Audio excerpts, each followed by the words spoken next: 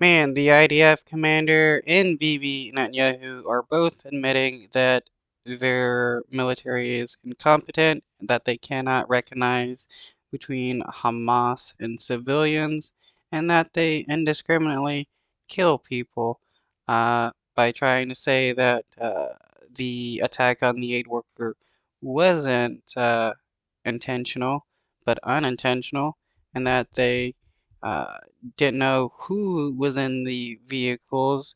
They just assumed it was Hamas, which is why they attacked. So uh, the Israeli government is admitting to indiscriminately killing people, and that is a war crime. So they're admitting to committing war crimes. Even if they did admit to intentionally killing these aid workers, that would still be a war crime since it's illegal to kill aid workers. Kitchen is pausing its Gaza operations after 7 of its workers were killed in an airstrike, leaving even fewer options for Palestinians on the brink of famine. They had just finished unloading 100 tons of food at a warehouse in central Gaza when the group says their cars were hit by an Israeli strike. Here's what the Israeli Prime Minister had to say. Unfortunately, in the last day, there was a tragic incident where our forces unintentionally struck innocent people in the Gaza Strip. It So they're indiscriminately killing innocent people in the Gaza Strip, which is Bibi Netanyahu admitting that the Israeli government is committing war crimes. happens in war, and we are thoroughly investigating it. We are in contact with the governments and will do everything to prevent such occurrences in the future. Uh, and saying this is what happens in war, uh, the military, quote unquote, unintentionally murdering people, either uh, either you committed a war crime or you committed a war crime. Either you're indiscriminately killing people or you're targeting people, and both are war crimes. Well, World Central Kitchen has been feeding starving residents of Gaza since the start of the Israel-Hamas war. CNN's Melissa Bell is in Jerusalem. Melissa, devastating news for World Central Kitchen aid workers. What more do we know about the strike and, importantly, also the messaging from Israel right now? What we've heard is that they were in touch with the IDF, they knew the route, but clearly something went wrong, and right now we just don't know what.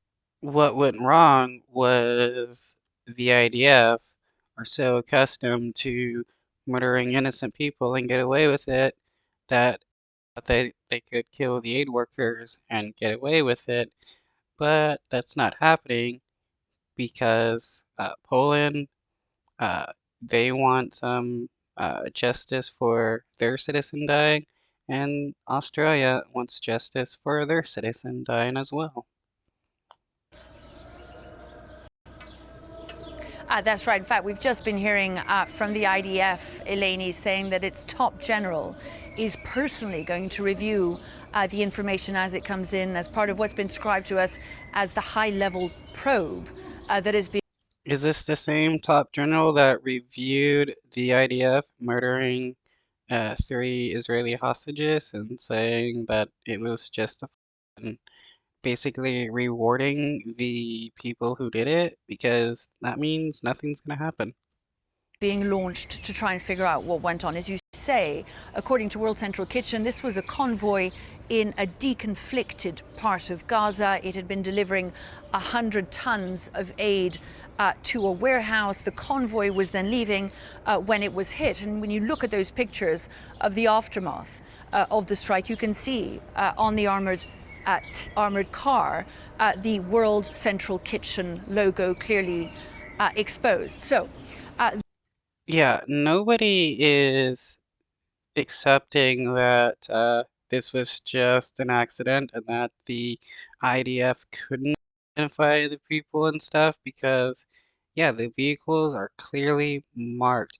There's a reason why they had their uh, symbol painted really big on top of their vehicle, and that was so uh, people flying in aircrafts could see them.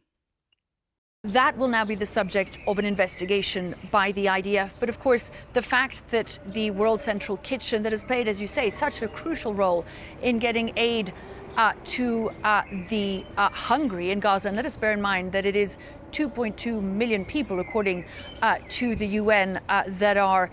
And it's not just people in Gaza that the World Central Kitchen group helped, but they helped people in Israel after Hamas attacked them on October 7th.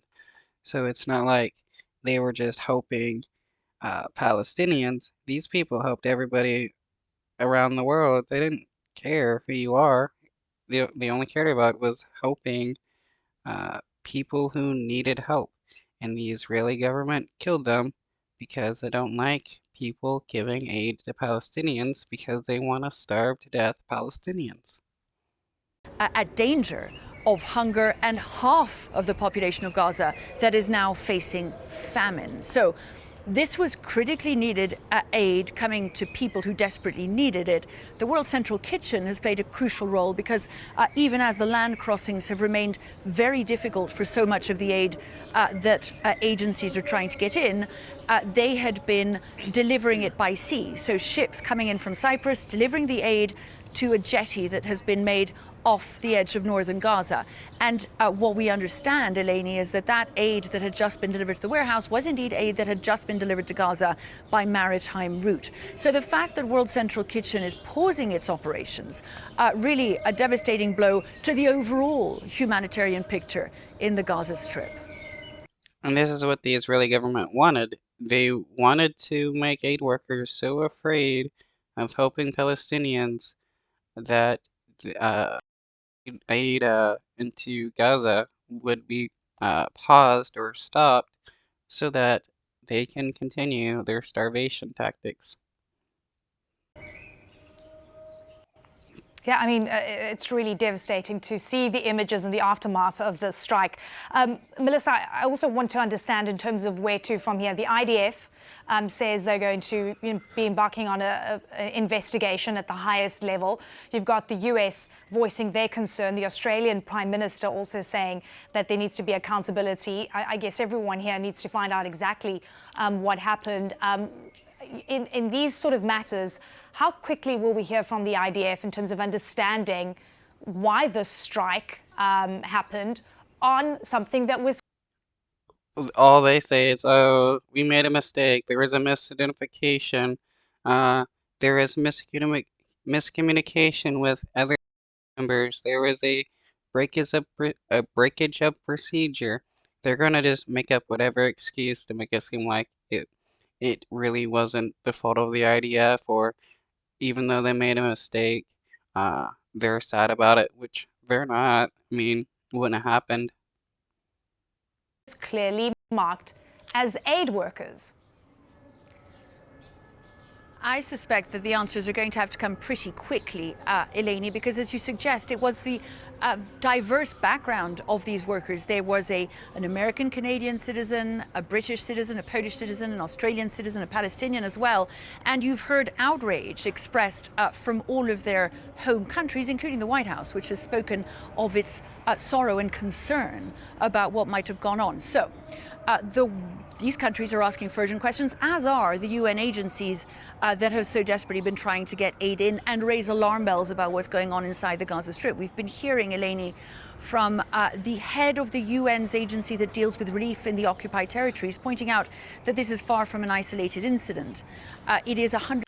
Yeah, there's like 100, 200 aid workers that have been killed by the Israeli government. That's definitely 200. One too many. And it shows that the Israeli government isn't the good guys, since they're killing aid workers, innocent people protected under war against attacks. It is a war crime to kill aid workers. 196 aid workers, he says, that have been killed so far since the war began across the occupied territories. And that is a reminder of how very dangerous this work is at a time when it is increasingly desperately needed. Of course, we've been hearing repeatedly from the IDF, from the Israeli side, Eleni. And it's not just like the government themselves, the officials, police, and like IDF preventing aid from getting into Gaza, but you right-wing Israelis that are also preventing aid from getting into Gaza by doing their bullshit protesting and stuff. Uh, they also want to see Palestinians starve to death because they think they're better than Palestinians. Of their attempts to increase the amount of aid getting in, to work with the aid agencies as they try to bring relief. But in terms of what's happening on the ground, we continue to hear from the UN agencies desperate pleas for more to get in. And in this particular case, what appears to be a failure on the IDF side to work with these humanitarian aid workers. So If this happened in any other country where aid workers from several different nations got killed, these would definitely be reacting harder, especially Canada, United States. Like if in Ukraine, an American aid worker got killed by Russia, there would be a definitely different response than what the United States is giving so far. believe that we will have to be getting answers fairly quickly from them, given the amount of outrage that's been expressed. We've been hearing from also the head of the UN's relief agency across the world, speaking of these workers as heroes who were bringing aid to starving people. And I think Yeah, even the Israeli government says these people are heroes, yet what the Israeli government does to heroes, they murder them. So it doesn't even mean they care. It's just something that they're saying to make it seem like they feel bad about what happened. pressure on Israel is now ratcheted up another notch to